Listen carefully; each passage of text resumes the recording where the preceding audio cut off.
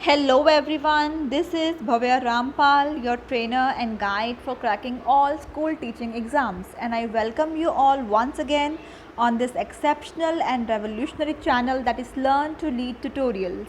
So students, आज है weekend and as you know that weekend पे हम आपके लिए लेके आते हैं बहुत ही interesting, important, happening previous year questions of जो भी हमने इस पूरे वीक में जो भी टॉपिक किया होगा उसके रिगार्डिंग हम आपके लिए प्रीवियस ईयर क्वेश्चंस लेके आते हैं।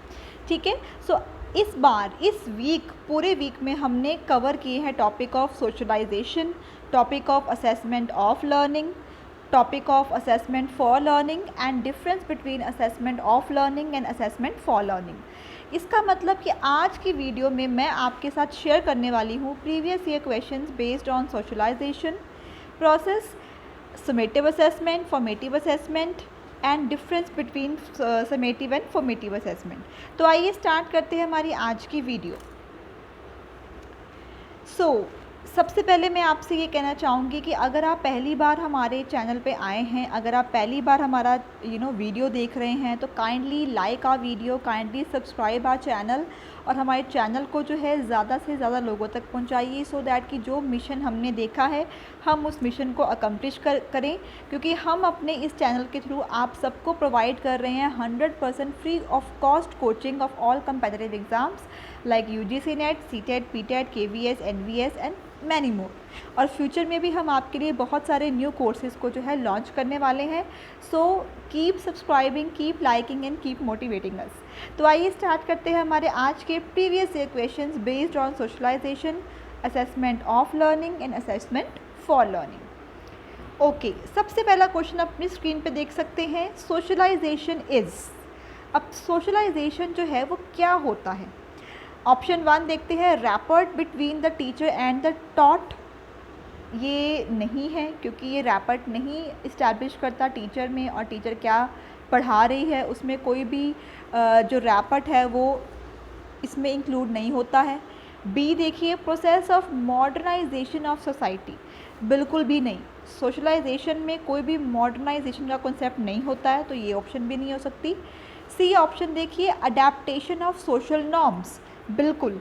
सोशलाइजेशन में हम क्या करते हैं, सोसाइटी के जो भी रूल्स हैं, सोसाइटी के जो भी रेगुलेशंस हैं, सोसाइटी के जो नॉर्म्स हैं उनको हम अडेप्ट करते हैं, क्योंकि हमने जो है खुद को सोसाइटी के अकॉर्डिंगली हमने ढालना होता है। हम चाहते हैं कि हम जो है ज़्यादा से ज़्यादा सोशलाइज हों और हमें जो है सोसाइटी जो है हमें एज अ सोशल बीइंग हमें जो है सोसाइटी एक्सेप्ट करे। इसलिए हम क्या करते हैं, सोशलाइजेशन के थ्रू हम क्या करते हैं, सोशल नॉर्म्स को, सोसाइटल नॉर्म्स को हम लोग अडेप्ट करते हैं। तो सी जो ऑप्शन है वो बिल्कुल करेक्ट है। डी ऑप्शन देखते हैं, चेंज इन सोशल नॉर्म्स, ये भी जो है हमारी जो है इतनी एप्लीकेबल नहीं है। सो रैपर्ट भी नहीं है, मॉडर्नाइजेशन भी नहीं है, चेंजेस भी नहीं है। तो सोशलाइजेशन जो है कम्प्लीटली वो क्या है, अडेप्टेशन होती है हमारे सोशल नॉर्म्स की। ओके, आई होप आपको ये क्लियर है। आगे चलते हैं। नेक्स्ट क्वेश्चन है, a teacher collects and reads the work of the class, then plans and adjust the next lesson to meet student needs, he और शी इज़ डूइंग व्हाट। ठीक है, अब इस क्वेश्चन को ध्यान से समझिए। एक जो टीचर है वो अपनी क्लास को जो भी पढ़ा रही है, जो भी वर्क करवा रही है, उसको डिटेल में जज कर रही है। ठीक है, फिर अपने प्लान्स बना रही है। ठीक है, प्लान्स भी कैसे बना रही है कि कैसे उसने अपने नेक्स्ट लेसन को जो है ऐसे एडजस्ट करना है कि जो भी उसके स्टूडेंट्स की नीड है वो फुलफ़िल हो सके। ठीक है, तो ये सारा प्रोसेस जो है जो टीचर कर रही है वो क्या हो सकता है, वो क्या कर रही है, मतलब अपनी क्लास की नीड्स को ध्यान में रखते हुए अपना नेक्स्ट सेशन, अपना नेक्स्ट क्लास जो है वो अरेंज कर रही है, प्लान कर रही है। तो ये किसके बीच में आएगा? ऑप्शन ए देखिए, assessment at learning. Option B, assessment of learning. Option C, assessment as learning and D, assessment for learning. Of course बच्चे ये आपका आंसर सही क्या होगा, answer number D, that is assessment for learning, क्योंकि वो क्या कर रही है, बच्चों की नीड्स के अकॉर्डिंग पिछली क्लास में जो भी उसने करवाया है उसको पहले वो जज कर रही है, जज करने के बाद जो है वो अपने नेक्स्ट लेसन को, नेक्स्ट क्लास को प्लान कर रही है, ठीक है। सो ये जो प्रोसेस है ये क्या होगा, ये होगा आपका असेसमेंट फॉर लर्निंग, ठीक है, कि लर्निंग के होते हुए थ्रू आउट द लर्निंग जो है हम टीचर जो है अपने टीचिंग मेथडोलॉजी को रिवाइज कर रही है।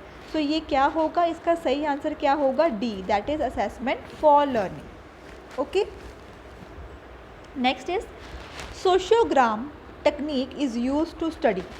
ओके, अब यहाँ पे एक टेक्निक है सोशियोग्राम, सोशियो मतलब सोसाइटी, ठीक है।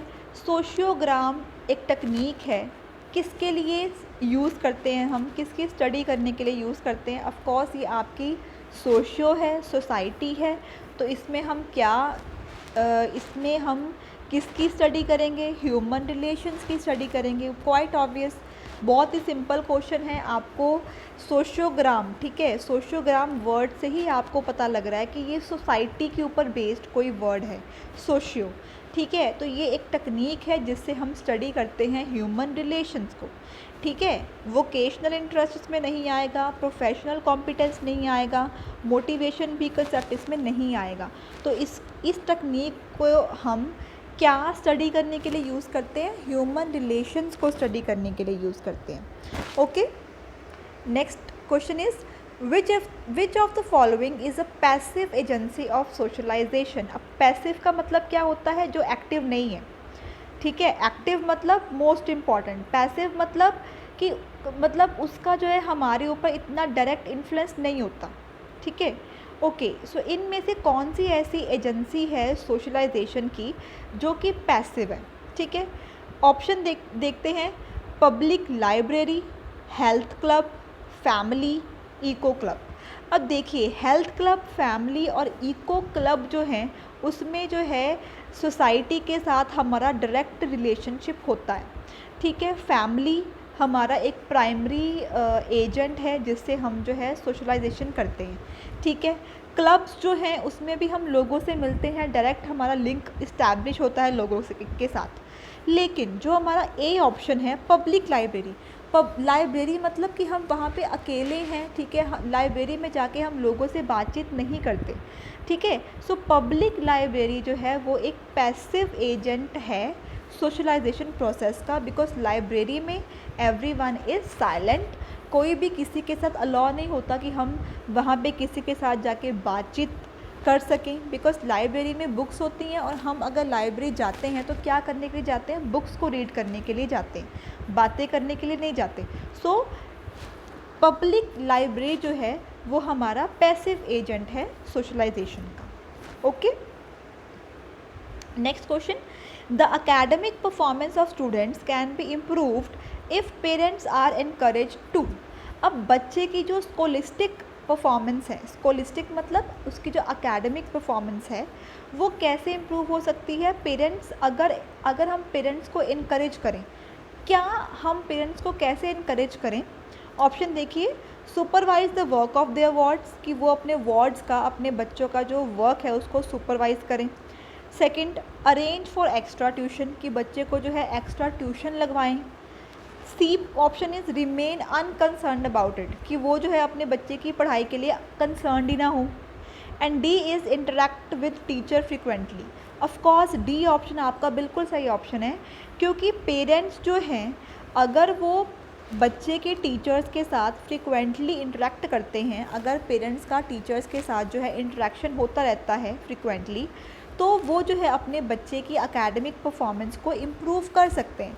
तो बहुत ही इजी क्वेश्चन था, इसका आंसर भी बहुत ही रिलेटिव है, that is D, interact with the teacher frequently, ठीक है। सुपरवाइज़ करने से, अपने बच्चे को सुपरवाइज़ करने से इतना इम्पैक्ट नहीं पड़ सकता, बच्चे को एक्स्ट्रा ट्यूशन लगवाने से उसका इम्पैक्ट नहीं पड़ सकता, बच्चे की पढ़ाई के बारे में बिल्कुल ही कंसर्न्ड ना होना, ये तो बिल्कुल ही नेगेटिव हो गया। सो डी ऑप्शन जो है, टीचर्स के साथ फ्रिक्वेंटली इंटरेक्शन करते रहना, यही जो है आपका सही ऑप्शन है। अगर पेरेंट्स चाहते हैं कि बच्चों की जो स्कोलिस्टिक परफॉर्मेंस है वो इम्प्रूव हो, तो उनको जो है टीचर्स के साथ डेली इंटरेक्शन करनी पड़ेगी, ठीक है। Next question, which of the following are secondary agents of socialization. अब सोशलाइजेशन के सेकेंडरी एजेंट्स कौन से हैं? एक होते हैं प्राइमरी एजेंट्स, एक होते हैं सेकेंडरी एजेंट्स। ये सब मैंने आपको बताया है अपनी सोशलाइजेशन वाली वीडियो में, ठीक है। प्राइमरी मतलब डायरेक्ट रिलेशन होता है बच्चे का, प्राइमरी जो है वो मेन एजेंट्स होते हैं, सेकेंडरी जो है वो इतने मेन एजेंट्स नहीं होते, ठीक है। सो इनमें से कौन से जो है हमारे बच्चे के सेकेंडरी एजेंट्स हैं सोशलाइजेशन प्रोसेस के, ठीक है। ऑप्शन देखते हैं। ए ऑप्शन है फैमिली एंड नेबरहुड। जहाँ पे बच्चे फैमिली आ गया वो ऑप्शन तो नहीं हो सकती, बिकॉज फैमिली जो है वो आपकी प्राइमरी एजेंट होता है, ठीक है। अब देखिए फैमिली जो है वो कहाँ कहाँ पे आ रहा है। ऑप्शन ए में आपका फैमिली आ रहा है तो ऑप्शन ए भी नहीं हो सकता। ऑप्शन सी में भी आपका इमीडिएट फैमिली मेम्बर्स आ रहा है, ठीक है, तो ऑप्शन सी भी नहीं हो सकता। ऑप्शन डी देखिए फैमिली एंड रिलेटिव्स, इसमें भी फैमिली आ रहा है, तो ऑप्शन ए भी नहीं हो सकता, ऑप्शन सी भी नहीं हो सकता, ऑप्शन डी भी नहीं हो सकता, क्योंकि इन तीनों ऑप्शन में आपका फैमिली वर्ड आ रहा है, और जहाँ पे फैमिली आ गया वो आपका प्राइमरी एजेंट हो गया। तो ऑप्शन क्या है? B, that is school and neighbourhood. So school और नेबरहुड जो है वो आपके सेकेंडरी एजेंट्स होते हैं सोशलाइजेशन के। ओके, आई होप आपको ये क्लियर है। Next question, which one of the following is not a suitable formative assessment task. अब फॉर्मेटिव असेसमेंट जब हम बच्चे के लिए करते हैं इनमें से कौन सा ऐसा पर्टिकुलर टास्क है जो फॉर्मेटिव असेसमेंट में नहीं आता, ठीक है। ओके, ए ऑप्शन देखिए ओपन एंडेड क्वेश्चंस, बिल्कुल ये फॉर्मेटिव असेसमेंट में आते हैं। MCQs हम जो है बच्चे की फॉर्मेटिव असेसमेंट करने के वक्त हम जो है MCQs ओपन एंडेड क्वेश्चंस डालते हैं, तो ये तो नहीं हो सकता। बी ऑप्शन भी सही है, क्योंकि हम जो है बच्चे को डिफरेंट असाइनमेंट्स दे के डिफरेंट प्रोजेक्ट्स दे के हम बच्चे की फॉर्मेटिव असेसमेंट करते हैं, ठीक है, तो ये भी नहीं हो सकता। सी ऑप्शन है ऑब्जर्वेशन, बिल्कुल हम बच्चे की फॉर्मेटिव असेसमेंट जो है ऑब्जर्वेशन करके भी करते हैं, ठीक है। डी देखिए ranking the students, D option जो है वो बिल्कुल गलत है, क्योंकि फॉर्मेटिव असेसमेंट की जो टास्क हैं, ठीक है, उसमें रैंकिंग द स्टूडेंट्स नहीं आता। फॉर्मेटिव असेसमेंट को करते टाइम हम बच्चों को रैंक नहीं करते, हम बच्चों की रैंकिंग नहीं करते। सो जो आपका क्वेश्चन है उसमें भी हमने क्या निकालना है? नॉट निकालना है, ठीक है, कि इनमें से कौन सा ऐसा जो है टास्क है जो हम नहीं करते फॉर्मेटिव असेसमेंट में। तो ओपन एंडेड क्वेश्चंस हम करते हैं, प्रोजेक्ट हम करते हैं, ऑब्जर्वेशन भी हम करते हैं फॉर्मेटिव असेसमेंट में। क्या नहीं करते? बच्चों को रैंक नहीं करते। सो इसका सही ऑप्शन क्या हो जाएगा? D, that is ranking the students. I hope आपको ये क्लियर है। आगे चलते हैं। CCE that is continuous and comprehensive evaluation is essential for. अब CCE जो है वो किसके लिए असेंशियल नेसेसरी होता है? ऑप्शन एक देखते हैं, fine tuning of test with the teaching. देखिए टेस्ट और टीचिंग के बीच में ट्यूनिंग करना ये CCE का जो है वो पर्पस नहीं होता, तो ये तो गलत हो गया। बी ऑप्शन देखिए diluting the accountability of the board of education, बिल्कुल गलत, ठीक है, ये आपकी नेगेटिव स्टेटमेंट है। बोर्ड ऑफ एजुकेशन का अकाउंटेबिलिटी को डिल्यूट करना ये भी CCE के अंडर नहीं आता। सी ऑप्शन देखिए correcting less frequent errors more than 4 frequent errors, ठीक है, तो ये भी गलत है, ठीक है। डी ऑप्शन देखिए understanding how learning can be observed, recorded and improved upon, बिल्कुल करेक्ट ऑप्शन है आपकी डी ऑप्शन, कि हमने पहले अंडरस्टैंड करना है बच्चे की लर्निंग प्रोसेस को, ठीक है, बच्चे को ऑब्ज़र्व करना है, उनके लर्निंग प्रोसेस की ऑब्जर्वेशन को रिकॉर्ड करना है, और फिर हमने जो है इम्प्रूव करना है उनका लर्निंग प्रोसेस। CCE का सबसे बड़ा पर्पस यही होता है कि बच्चे के वीक पॉइंट्स को डायग्नोस करना, बच्चे को ऑब्ज़र्व करना, और उसके बाद उसके डायग्नोस किए हुए वीक पॉइंट्स को इम्प्रूव करना, ठीक है। सिंपल क्वेश्चन था, सीधे इसका आंसर है डी, दैट इज़ ऑब्ज़र्व करना बच्चे के लर्निंग को, उसको रिकॉर्ड करना और बाद में बच्चे की लर्निंग को इम्प्रूव करना, ठीक है जी।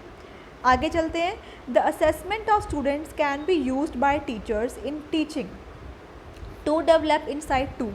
अब ये जो बच्चे की असेसमेंट करते हैं टीचर्स, ठीक है, वो क्यों करते हैं, ठीक है, ओके, सबसे पहले देखिए, identifying the students who need to be promoted to the higher classes. ठीक है, असेसमेंट का मतलब जो है बच्चे को प्रमोट करना नहीं होता, तो ये ऑप्शन तो नहीं है। बी ऑप्शन देखिए, not promoting those students who do not meet school standards, ऐसा भी नहीं है। ठीक है, ये तो बिल्कुल आपकी नेगेटिव स्टेटमेंट है कि उस बच्चे को आपने प्रमोट ही नहीं करना जो आपके स्कूल के स्टैंडर्ड्स को नहीं मीट कर रहा। ठीक है, तो ये भी गलत हो गया। सी ऑप्शन देखिए, changing the teaching approach according to the learners need, बिल्कुल ये आपका बिल्कुल सही ऑप्शन है, क्योंकि असेसमेंट का मतलब क्या होता है कि हम बच्चे के वीक पॉइंट्स को डायग्नोज कर रहे हैं। ठीक है, बच्चे की जो लर्नर्स हैं, जो बच्चे हैं, उनकी नीड्स के ऊपर हम ध्यान दे रहे हैं। ठीक है, सो टीचर्स के लिए भी असेसमेंट क्यों ज़रूरी है, टीचर जो है वो असेसमेंट क्यों करते हैं, अपनी टीचिंग को इम्प्रूव करने के लिए। ठीक है, जो वो टीचिंग जो है लगा रहे हैं, टीचिंग जो मेथड जो वो यूज़ कर रहे हैं वो लर्नर्स की नीड के अकॉर्डिंग यूज़ करें। ठीक है, लर्नर्स की नीड के अकॉर्डिंग वो अपने टीचिंग मेथड्स को चेंज करें, यही मोटिव होता है असेसमेंट करने का। ठीक है, सो ये जो है आपका बिल्कुल सही ऑप्शन है, सी वाला। डी भी एक बार देख लेते हैं, creating groups two of bright and weak students, बिल्कुल गलत। ये बिल्कुल ही आप कह सकते हो कि बहुत ही नेगेटिव स्टेटमेंट है कि हम जो है बच्चे को बिल्कुल ग्रुप नहीं बनाते हैं ब्राइट और वीक के अकॉर्डिंग, ये बिल्कुल गलत ऑप्शन है। तो सी ऑप्शन जो है, changing the teaching approach according to the learners need, बिल्कुल असेसमेंट का मतलब ही ये होता है कि बच्चे के वीक पॉइंट्स को निकालना। ठीक है, अपने टीचिंग जो मेथड्स हैं उनको इम्प्रूव करना और लर्नर्स के नीड के अकॉर्डिंग अपने टीचिंग मेथड्स को चेंज कर देना, यही असेसमेंट जो है उसका मोटिव होता है। ओके, आगे चलते हैं। Which of the following is not correct for the progressive model of socialization of children. ठीक है, अब ये यहाँ पे बात कर रहे हैं मॉडल ऑफ सोशलाइजेशन। ठीक है, इसमें से हमने नेगेटिव स्टेटमेंट ढूंढनी है, नॉट करेक्ट। ठीक है, देखते हैं। ए पॉइंट देखिए, active participation in the group work and learning social skills. देखिए, सोशलाइजेशन में एक्टिव पार्टिसिपेशन तो होती है, ग्रुप वर्क भी होता है। ठीक है, तो ये आपकी ऑप्शन जो है वो करेक्ट है। ठीक है, सेकेंड ऑप्शन देखते हैं, children accept what they are offered by the school irrespective of their social backgrounds. ठीक है, बी पॉइंट देख लिया। सी पॉइंट देखते हैं, there should be a place for democracy in the classroom. बिल्कुल, डेमोक्रेसी जो है उसका डायरेक्ट लिंक है हमारे सोशलाइजेशन के साथ, सो ये भी हमारा करेक्ट है, सी पॉइंट। डी पॉइंट देखते हैं, socialization is an adaptation of social. बिल्कुल, डी पॉइंट भी बिल्कुल सही है कि सोशलाइजेशन के थ्रू हम क्या करते हैं, सोसाइटी को अडेप्ट करते हैं। मतलब ए पॉइंट करेक्ट है, सी पॉइंट करेक्ट है, डी पॉइंट भी करेक्ट है। तो नॉट करेक्ट कौन सा हुआ, बी जो है आपका वो नॉट करेक्ट है। ठीक है, चिल्ड्रन जो है वो एक्सेप्ट कर लें जो भी स्कूल उनको ऑफ़र कर रहा है। ठीक है, तो ये गलत है, ये बिल्कुल नेगेटिव स्टेटमेंट है regarding the socialization. So B point जो है वो आपका सही ऑप्शन होगा कि ये जो लाइन है ये आपकी नॉन करेक्ट है सोशलाइजेशन के अकॉर्डिंग। ठीक है जी, आगे चलते हैं। In learning assessment is essential for. अब असेसमेंट जो है वो किसके लिए असेंशियल है। ठीक है, ए पॉइंट देखिए grades and marks, B point देखिए स्क्रीनिंग टेस्ट, सी पॉइंट देखिए motivation, D point fostering of the purpose of segregation and ranking. देखिए, जहाँ पे तो आपका ग्रेड्स आ रहा है, टेस्ट आ रहा है, रैंकिंग आ रहा है, वो तो बिल्कुल आपकी गलत हो जाएगी, क्योंकि असेसमेंट जो है हम ग्रेड्स के लिए, मार्क्स के लिए या रैंकिंग के लिए नहीं करते। ठीक है, असेसमेंट हम क्यों करते हैं, बच्चे को मोटिवेट करने के लिए करते हैं कि बच्चा जो है, जो उसने अपने गोल्स को सेट किया था, क्या उसने अपने गोल्स को अचीव किया है कि नहीं। टीचर्स के लिए भी एक मोटिवेशन है कि टीचर्स ने जो भी गोल सेट किए थे बच्चे के रिगार्डिंग, क्या उन्होंने अपने गोल्स को अचीव किया कि नहीं किया। सो असेसमेंट जो है वो डायरेक्टली लिंक किसके साथ है, आपके मोटिवेशन के साथ जो है वो लिंक्ड है। सो इसका सीधा आंसर क्या हो जाएगा, सी, दैट इज़ मोटिवेशन, क्योंकि लर्निंग प्रोसेस में असेसमेंट जो है वो आपके मोटिवेशन के लिए हम यूज़ करते हैं। ठीक है। अगर बच्चे के नेगेटिव पॉइंट्स भी बच्चे को हम बताते हैं तो बच्चा फिर भी मोटिवेट होता है कि नहीं, ये जो मेरे वीक पॉइंट्स हैं इनको मैं आगे जाके जो है वो स्ट्रेंथ में कन्वर्ट करूँगा। तो कहीं ना कहीं असेसमेंट जो है वो मोटिवेशन के साथ डायरेक्ट लिंक है, इसलिए इसका सही ऑप्शन क्या है? C option. नेक्स्ट क्वेश्चन देखिए, in the context of education socialization means. Of course अब ये आप मुझे बताइए कि सोशलाइजेशन का मतलब क्या होगा। देखिए, respecting elders in the society बिल्कुल गलत है, इसका कोई भी लेना देना नहीं है हमारे सोशलाइजेशन से।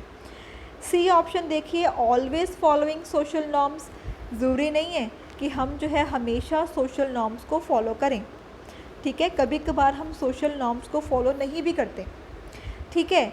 डी देखिए, creating one's own social norms, बिल्कुल भी नहीं, ये भी गलत है कि हम जो है सोसाइटी में अपने खुद के रूल्स नहीं बनाते। बी ऑप्शन देखिए, adapting and adjusting to social environment, बिल्कुल एजुकेशन के कॉन्टेक्स्ट में सोशलाइजेशन का मतलब क्या होता है? अडेप्ट करना, सोसाइटी को अडेप्ट करना और ख़ुद को सोसाइटी के अकॉर्डिंग जो है एडजस्ट करना, यही होता है हमारा सोशलाइजेशन, ठीक है। अगर हम अपनी बात करें तो हम भी क्या करते हैं? हम भी यही करते हैं, सोसाइटी में जो भी हो रहा है उसको अडॉप्ट करते हैं और ख़ुद को एडजस्ट करते हैं सोसाइटी के अकॉर्डिंग। सो यही आपका होता है एजुकेशन के कॉन्टेक्स्ट में सोशलाइजेशन का मतलब। सो इसका आंसर क्या हो जाएगा? B, that is adapting and adjusting to social environment. Next question देखिए, असेसमेंट इज़ पर्पसफुल इफ़। अब असेसमेंट जो है वो सही कब होगा, पर्पसफुल कब होगा? देखिए, if it induces fair and stress among the students, बिल्कुल नेगेटिव स्टेटमेंट है, ए स्टेटमेंट तो बिल्कुल भी नहीं हो सकती, क्योंकि असेसमेंट का मतलब ये नहीं है कि हम बच्चे में डर पैदा करें या स्ट्रेस पैदा करें बच्चे में, तो ये बिल्कुल गलत है। बी ऑप्शन देखिए, it serves as a feedback for the students as well as for the teachers, बिल्कुल असेसमेंट में हम क्या करते हैं, बच्चे को असेस करने के बाद इमीडिएटली फीडबैक देते हैं स्टूडेंट्स को भी और टीचर्स को भी, सो दैट कि वो जो है अपने आप को बेटर बना सके, इम्प्रूव कर सके अपने आप को, ठीक है। तो बी ऑप्शन जो है वो सही है। सी ऑप्शन देखते हैं, it is done only once at the end of the year, बिल्कुल गलत। असेसमेंट जो है वो आपकी असेसमेंट ऑफ लर्निंग भी हो सकती है, असेसमेंट फॉर लर्निंग भी हो सकती है, मतलब eight the end of the year भी हो सकती है और through out your learning process भी हो सकती है। तो सी ऑप्शन भी गलत हो गया।